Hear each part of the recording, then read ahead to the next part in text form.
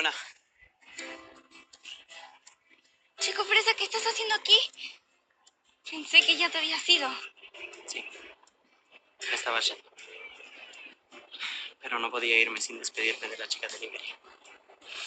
Aunque creo que ahora el chico delivery soy yo. Vine a traerte esto.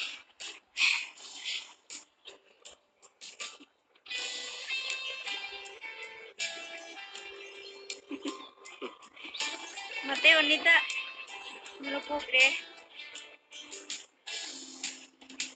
Siempre que te necesito estás ahí para ayudarme.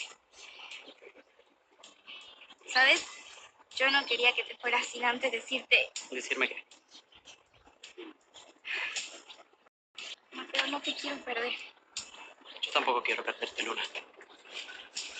Llegaste a mi vida como un huracán. Y revolucionaste todo. Eres Luna. Y brillas como el sol. Cuando sigues tu corazón, se ilumina todo. ¿Lo ves?